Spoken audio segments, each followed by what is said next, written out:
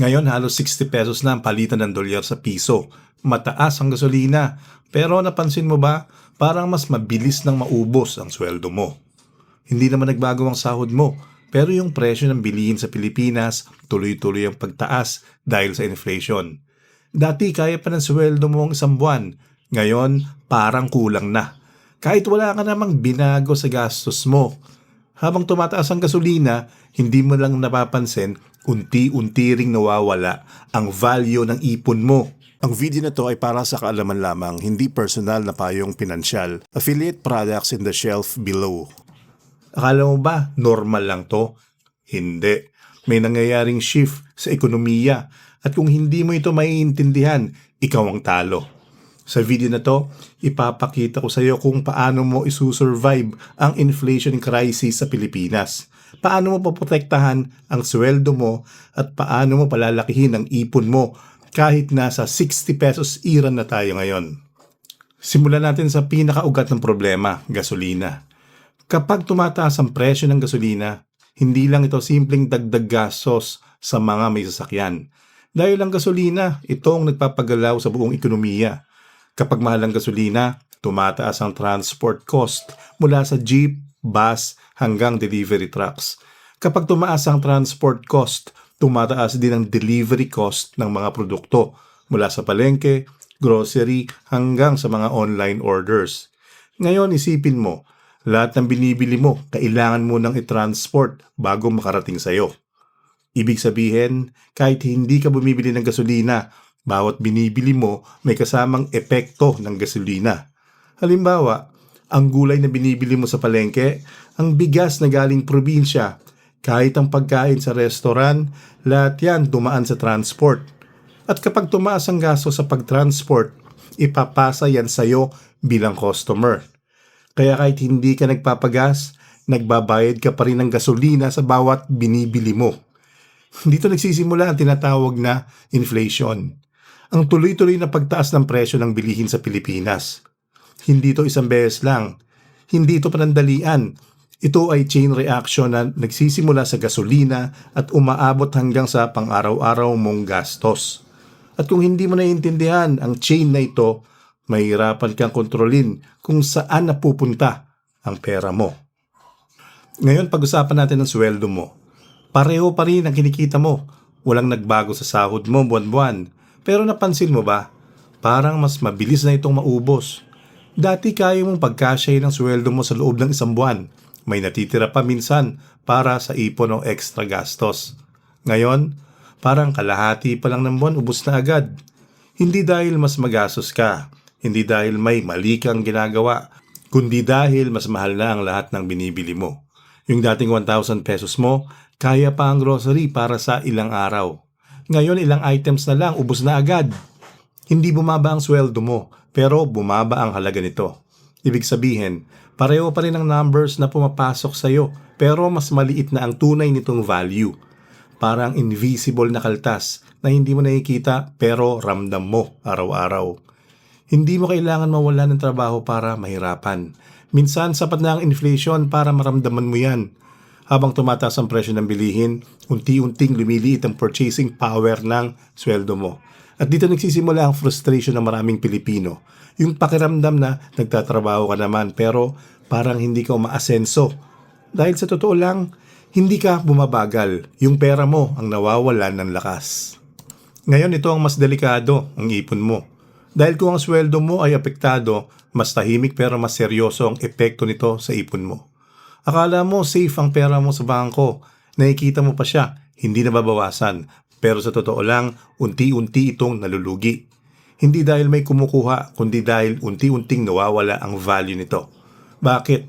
Dahil ang inflation ay mas mabilis kaysa sa kinikita ng pera mo.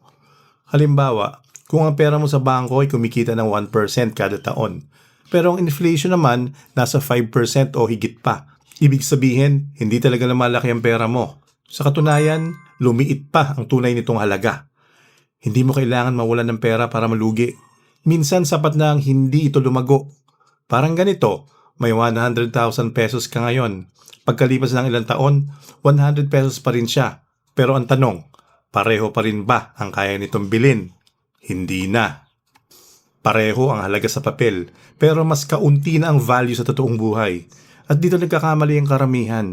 Akala nila sapat na ang mag-ipon, pero sa panahon ng inflation, ang simpleng pag-iipon lang ay hindi na sapat. Dahil habang hindi kumikita ang pera mo, unti-unti itong kinakain ng inflation, araw-araw, buwan-buwan, taon-taon.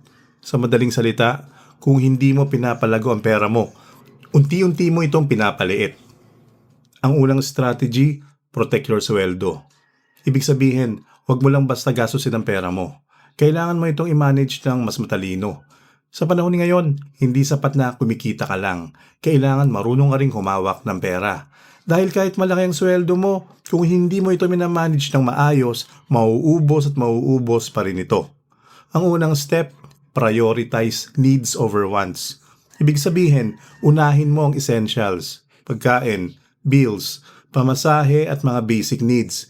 Bago ka gumastos sa luho o impulse buying, tanungin mo muna ang sarili mo. Kailangan ko ba talaga ito o gusto ko lang? Pangalawa, i-track mo ang gastos mo. Karamihan sa mga tao, hindi nila alam kung saan napupunta ang pera nila. Kaya nahihirapan silang kontrolin ito.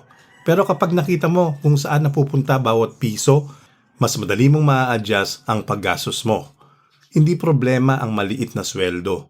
Ang problema, hindi mo alam kung saan ito nawawala. Pangatlo, iwasan ng unnecessary expenses. Maliit na gastos, kape, food delivery, random purchases, kapag pinagsama-sama, malaki ang epekto sa budget mo.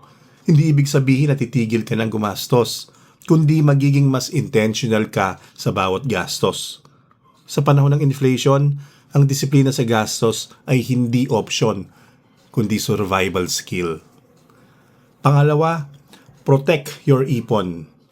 Hindi sapat na nakasave lang ang pera mo. Kailangan kumita rin ito habang nakapark. Dahil sa panahon ng inflation, ang perang hindi gumagalaw, unti-unting nawawala ng value.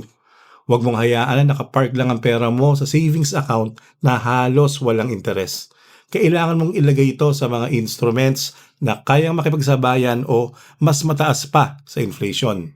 Halimbawa, MP2 na pwedeng magbigay sa iyo ng dividends bawat taon gamit ang annual payout. Digital banks na may mas mataas na interest rates at iba pang income-generating assets. Ang goal mo dito, hindi lang i-preserve ang pera mo, kundi palaguin ito. Kung hindi kumikita ang pera mo, sigurado nawawala ang value nito. Isipin mo, kahit hindi mo ginagalaw ang pera mo, parang may invisible expense na kumakain dito araw-araw. Iyon ang inflation. Pero kung ang pera mo ay kumikita, kahit papaano, lumalaban ito. Hindi man agad-agad lumaki ng malaki, pero hindi rin ito basta-basta kinakain ng inflation. Sa panahon ngayon, ang paglalagay ng pera sa tamang lugar ang magdidikta kung lalago ito o liliit. Kaya imbis na tanungin mo lang, magkano ang ipon ko? Mas mahalagang tanong, magkano ang kinikita ng ipon ko? Pangatlo, smart spending. Hindi ibig sabihin na titigil ka na gumastos, kundi gagastos ka ng mas strategic. Sa panahon ng inflation, di mo kailangan bawasan ang lahat. Kailangan mo lang piliin kung saan ka gagastos. Hindi lahat ng gastos ay pare-pareho ang epekto. May gastos na kailangan at may gastos na pwede mong i-adjust nang hindi naapektuhan ang lifestyle mo. Halimbawa, pwede kang maghanap ng mas murang alternatives, magplano ng meals o umiwa sa impulsive buying. Hindi ibig sabihin nito na pipigilan mo ang sarili mo sa lahat, kundi magiging mas intentional ka sa bawat desisyon. Hindi lahat ng pagtitipid ay nakakayaman, pero lahat ng maling gastos ay nagpapahirap. Maraming tao ang nagtitipid sa maliit na bagay, pero gumagastos naman ng malaki sa hindi kailangan. Dito nagkakaroon ng imbalance. Kaya ang goal mo, hindi lang magtipid, kundi gumastos ng tama. Hindi mo kailangan maging kuripot. Kailangan mo lang maging strategic. Sa bawat piso na lalabas sa'yo, tanungin mo, may value ba ito sa buhay ko o panandalian lang? Dahil sa uli, ang paraan ng paggastos mo ang magdidikta kung makakasurvive ka sa inflation o hindi. Sa madaling salita, hindi mo kontrolado ang inflation, pero kontrolado mo kung paano ka magre-react dito. Sa 60 pesos era, hindi sapat ang simpleng pag-iipon. kailangan mo maging mas matalino sa pera mo. Ngayon, ikaw, ramdam mo ba ang epekto ng inflation sa sweldo at ipon mo? Anong strategy ang ginagawa mo ngayon? I-comment mo sa baba, nakakaipon pa ba o hirap na?